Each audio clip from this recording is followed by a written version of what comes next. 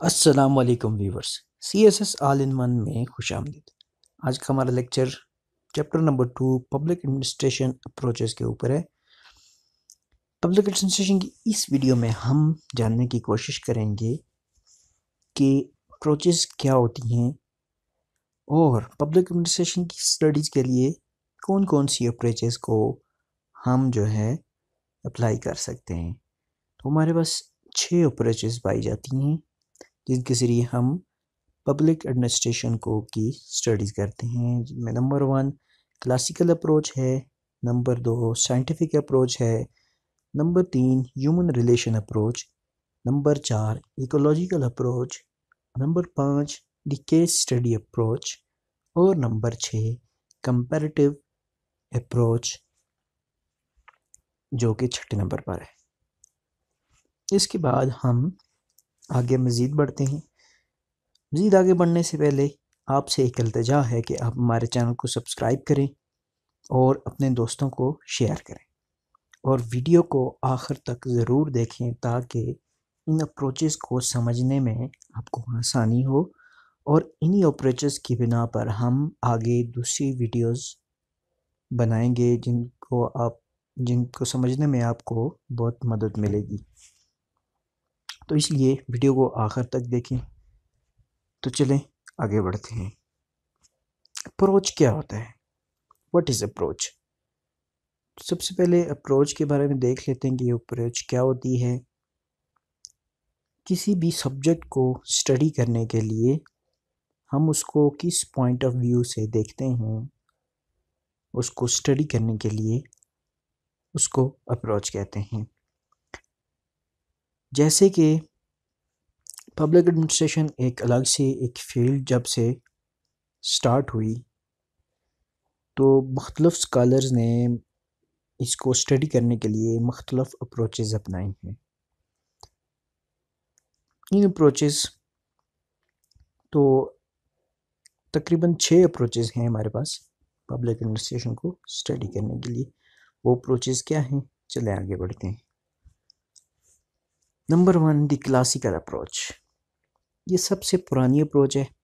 इसको इंस्टीट्यूशनल या traditional approach भी कहा जाता है। तो इसके मेन सपोर्टर्स या कंट्रीब्यूटर हैं एल डी वाइट, लुथर गुलिक और लेंडर और विक। इसके मेन फीचर्स क्या हैं? The task of administration is not political but technical. कहने का मतलब है कि एडमिनिस्ट्रेशन के जितने भी काम होते हैं वो पॉलिटिकल नहीं होते जबकि टेक्निकल होते हैं। which only carries out the will of political authority। political authority उनको जो भी काम सौंपती है, जो भी उनकी मर्ज़ी होती है, उनको वो कैरी आउट करते हैं, उनको वो अमली जामा पहनाते हैं। इसलिए ये पॉलिटिकल तरीके से नहीं होती बल्कि टेक्निकल तरीके से होता है। पब्लिक एडमिनिस्ट्रेशन के जितने भी काम होते हैं वो हक़ाइक़ की बुनियाद पर होते हैं, ना कि किसी थ्योरी के बुनियाद पर। इसके अलावा पॉलिटिक्स और एडमिनिस्ट्रेशन में कंप्लीट डाइकोटोमी होती है। डाइकोटोमी को हम पहले भी पढ़ चुके हैं। इसका मतलब ये है कि पॉलिटिक्स और एडमिनिस्ट्रेशन दो बिल्कुल अलग-अलग चीज़ें हैं। डाइकोटोमी का मतलब होता है सेपरेशन, सेपरेट। इसलिए ये दोनों पॉलिटिक्स और एडमिनिस्ट्रेशन अलग-अलग चीज़ें हैं। पॉलिटिक्स अलग तरीके से होती है, एडमिनिस्ट्रेशन उससे बिल्कुल अलग है। अब हम आगे देखते हैं कि क्लासिकल अप्रोच पर क्या क्रिटिसिज्म या तनकीद की गई है। तो इस पर सबसे पहले ये बात की गई है कि ये कंप्लीट व्यू जो है पब्लिक एडमिनिस्ट्रेशन का नहीं प्रोवाइड कर सकती ये थ्योरी, ये अप्रोच। इसलिए सबसे बड़ी जो है इस पर यह तनकीद की है। इस थ्योरी के ज़रिए एनवायरनमेंट और इनफॉर्मल फैक्टर्स को भी नेगलेक्ट किया गया है। तो ये भी एक इस पर नेगेटिव पॉइंट है इसका। इसके अलावा ह्यूमन एस्पेक्ट को भी नेगलेक्ट किया गया है। तो ये भी इसका तीसरा जो है क्रिटिसिज्म में आता है, तीसरा पॉइंट नेगेटिव आता है। अब हम नेक्स्ट अप्रोच को देखते हैं जिसको साइंटिफिक और मैकेनिकल अप्रोच कहते हैं। सबसे 1930 में जो है सबसे पहले एफ.डब्ल्यू. टेलर ने साइंटिफिक मूवमेंट को जो है लॉन्च किया है और उनके ख़्याल ये था कि एडमिनिस्ट्रेशन को भी जो है साइंटिफिक मेथड के ज़रिए डील करना चाहिए, क्योंकि एडमिनिस्ट्रेशन भी एक साइंस हो सकती है। तो क्योंकि साइंटिफिक मेथड्स मुश्तमिल होते हैं ऑब्ज़र्वेशन या मुशाहिदे के ऊपर, कलेक्शन ऑफ डेटा, डेटा को इकट्ठा करना, उसके बाद डेटा को उसको क्लासिफिकेशन करना, उसकी अलग अलग तरतीब या ग्रुप बनाना, ठीक है। उसके बाद जो है उस डेटा की वेरिफिकेशन करना, और नेक्स्ट लास्ट में जो है उसको एनालाइज और उसके एनालाइज करके तजिया करके उसको डेटा से रिज़ल्ट हासिल करना, ये साइंटिफिक मेथड है। तो एफ.डब्ल्यू. टेलर ने एडमिनिस्ट्रेशन को साइंस कहा है, और उस साइंस की बुनियाद पर साइंटिफिक मेथड इस्तेमाल करते हुए उसको इस अप्रोच के ज़रिए इस स्टडी को उन्होंने डील किया है। साइंटिफिक अप्रोच के या मैकेनिकल अप्रोच के बेसिक फीचर्स ये हैं कि ये ट्रेडिशनल मेथड से इन्होंने साइंटिफिक मेथड में इसको रिप्लेस कर दिया। मतलब ट्रेडिशनल मेथड से हम इसको डील नहीं कर सकते, जबकि साइंटिफिक मेथड से हम इसको डील करेंगे। जैसे हमें पहले बता चुका हूँ साइंटिफिक मेथड क्या है: ऑब्जर्वेशन, कलेक्शन ऑफ डेटा, ये classification of data, verification of data, और इसके बाद एनालिसिस और रिज़ल्ट, ये साइंटिफिक मेथड हैं। जबकि दूसरी अप्रोचेस में ट्रेडिशनल मेथड्स को अप्लाई किया जाता है। इसके बाद जो है साइंटिफिक मेथड्स में जो है, साइंटिफिक अप्रोच में जो है मटेरियल और मेथड्स को जो है एम्फासाइज किया गया है इंस्टेड ऑफ मेन। मतलब कि लोगों को जो है लोगों पर मटेरियल और मेथड्स को तरजीह दी गई है। मटेरियल से मुराद है रिसोर्सेज, जो आपके पास पब्लिक एडमिनिस्ट्रेशन चलाने के लिए रिसोर्सेज हैं। मतलब आपके दफ्तर में जितनी भी चीज़ें चाहिए पाई जाती हैं, टेक्नोलॉजी पाई जाती है, कंप्यूटर हैं, पेपर्स हैं, जितनी भी चीज़ें हैं उनको जो है उनको इस्तेमाल करने का तरीके जितने भी हैं उनको तरजीह दी गई है मेन पर, मतलब के काम करने वाले लोगों पर। क्योंकि मेंस आर, उनका कहना था, means are not objective but are mean to in end. क्योंकि लोग जो हैं इसका मकसद नहीं है, बल्कि उनको एंड करने का एक ज़रिया है। इसके अलावा सेपरेट प्लानिंग एंड एग्जीक्यूशन, सबसे मेन फीचर इसका एक और ये भी है कि मनसूबाबंदी और उसको एग्जीक्यूट करना या उसको अमली जामा पहनाने के लिए इन दोनों फील्ड को इस अप्रोच में अलग अलग रखा गया है। मैनेजर्स प्लान बनाते हैं, जबकि उसके मातहत सब ऑर्डिनेट वर्कर्स जो होते हैं उनको वो एग्जीक्यूट करते हैं। इसलिए इन दोनों ब्रांचेस को अलग अलग रखा गया है, इनको मर्ज नहीं किया गया। ठीक है, हमेशा प्लान जो हैं प्लान्स मैनेजर ही बनाएंगे और उसको एग्जीक्यूट या सारे मिलकर करेंगे, या उसको सब ऑर्डिनेट वर्कर्स उसको एग्जीक्यूट करेंगे। It establish dichotomy of politics and administration, इसमें पॉलिटिक्स और एडमिनिस्ट्रेशन की कंप्लीट डाइकोटोमी है। इस तरह हम क्रिटिसिज्म पर देख लेते हैं कि इस पर क्या क्रिटिसिज्म हुआ। तो सबसे पहले तनकीद ये की गई कि ये अप्रोच जो है इर्रेशनल है, यानी कि गैर मंतकी है। वो कैसे? क्योंकि ये मैकेनिकल एफिशिएंसी यानी काम करने वालों की जिस्मानी क़ुव्वत पर उसकी एफिशिएंसी पर ज़्यादा ज़ोर देती है, जबकि उस ह्यूमन फैक्टर को नेगलेक्ट कर देती है। मतलब इस तहकीक इस अप्रोच के तहत एफिशिएंसी चाहिए, चाहे जिस तरह भी हो। एक इंसान पर ज़बरदस्ती या ज़ोर देकर वो काम करे, उसके ह्यूमन फैक्टर को हम नेगलेक्ट कर देते हैं इस अप्रोच के ज़रिए। तो ये इसका नेगेटिव पॉइंट था। दूसरी बात ये थी कि man is mean to end is wrong in its view. ये जो पहले कहा गया था कि man is mean to end, ये भी इसमें एक नेगेटिव पॉइंट है। ये भी जो है ह्यूमन लिबर्टी और राइट्स के ख़िलाफ़ है, मतलब इंसानों की आज़ादी और उसके हकूक़ के ख़िलाफ़ है। इस वजह से ये भी पॉइंट इसकी तनकीद में आता है। ये ज़्यादातर ज़ोर देता है work technique of individual workers, इसलिए ये भी गलत है।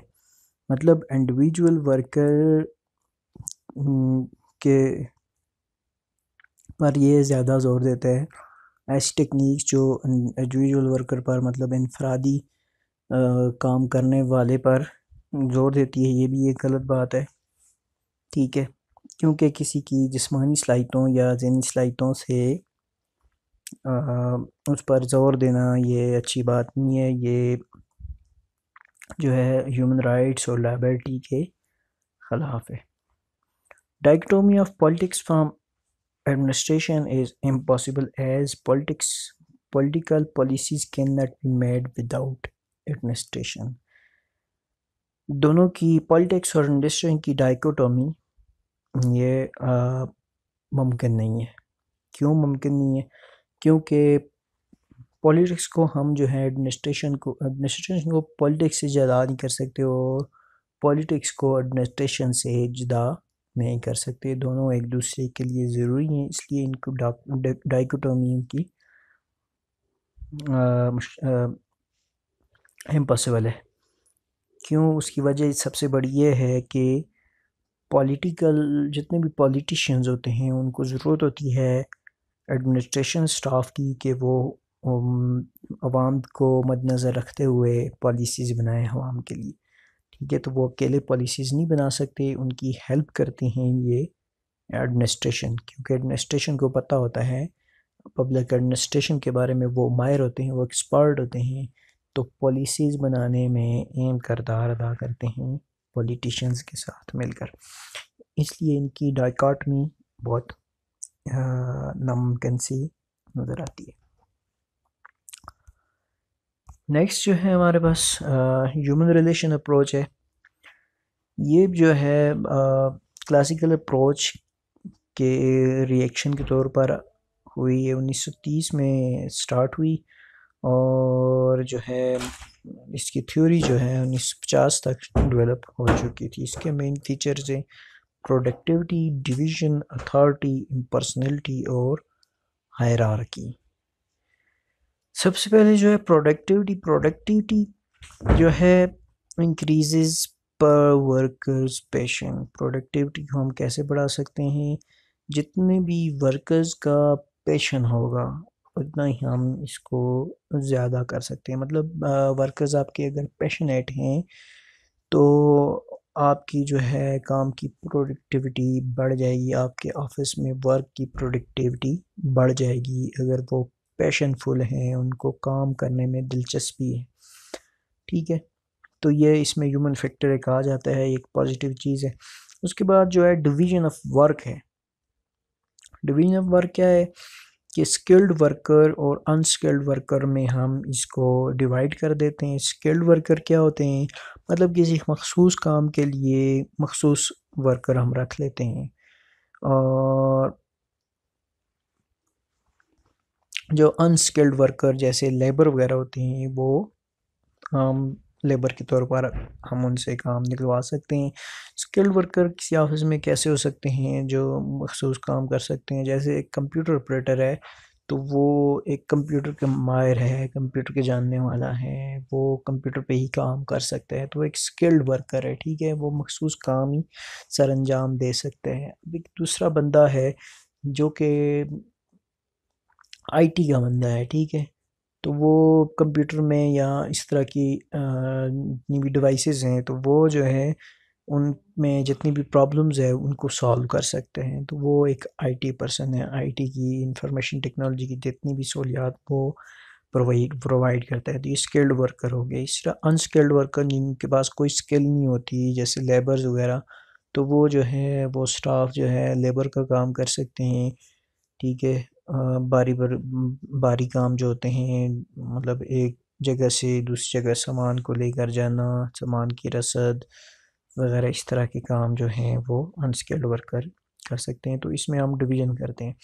इसके बाद जो अथॉरिटी, अथॉरिटी क्या होती है?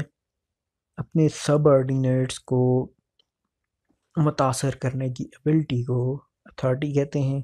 ठीक है, अपने मातहतों को इन्फ्लुएंस करने की, उनको मुतासर करने की जितनी भी एबिलिटी होती है उसको हम अथॉरिटी कहते हैं। ठीक है, ये भी इसका एक मेन फीचर है। इम्पर्सनैलिटी, इम्पर्सनैलिटी इसको उर्दू में कहते हैं गैर शख्सियत। गैर शख्सियत किसे कहते हैं? मतलब गैर ज़ाती चीज़, गैर जो ज़ाती चीज़ ना हो। पर्सन किसे कहते हैं? पर्सन मतलब कि जो ज़ाती चीज़ होती है उसको, मतलब जिसे जिसका तल्लक ज़ात से हो, वो पर्सनैलिटी हम कह सकते हैं उसको। इम्पर्सनैलिटी मतलब कि जो अपनी ज़ात के लिए चीज़ इस्तेमाल ना हो उसको इम्पर्सनैलिटी कहते हैं, गैर शख्सियत जिसको कहते हैं उर्दू में। तो इम्पर्सनैलिटी भी होनी चाहिए, इसमें एक मेन फीचर है ह्यूमन रिलेशन अप्रोच में। नॉट फॉर पर्सनल, मतलब कि ऑफिस की जितनी भी चीज़ें हैं उनको पर्सनल यूज़ ना करे, वो ऑफिस तक ही उसको महदूद रखिए। उसके बाद जो है हायरार्की। हायरार्की किसे कहते हैं? Graded division of power and work. जितने भी मतलब आपके पास पावर है या अथॉरिटी है उसकी और काम की जो है ग्रेडेड डिवीजन कर देते हैं, मतलब ग्रेड बनाकर एक स्केल बनाकर हम उसको डिवाइड कर लेते हैं। जैसे हायरार्की पाकिस्तान में चल रही है गवर्नमेंट ऑफिसर्स के लिए या गवर्नमेंट वर्कर्स के लिए, बीपीएस बेसिक पे स्केल 1 to 22, बीपीएस 22। तो ये एक हायरार्की है और ग्रेड डिवीजन है पावर एंड वर्क की। ठीक है, और बीपीएस 16 से ऊपर जितने भी हैं वो ऑफिसर लेवल आ जाता है, उससे नीचे जितने भी है वो लेबर्ड या अनस्किल्ड वर्कर भी उनको कह सकते हैं। ठीक है, अब जो है इसमें इसमें सबसे बड़ी कंट्रीब्यूशन किसने की है, कौन कौन इसका जो है इसकी हमायत कर रहा था इस अप्रोच को, या इसको पेश करने वाला कौन था? वो चेस्टर आई बर्नार्ड है।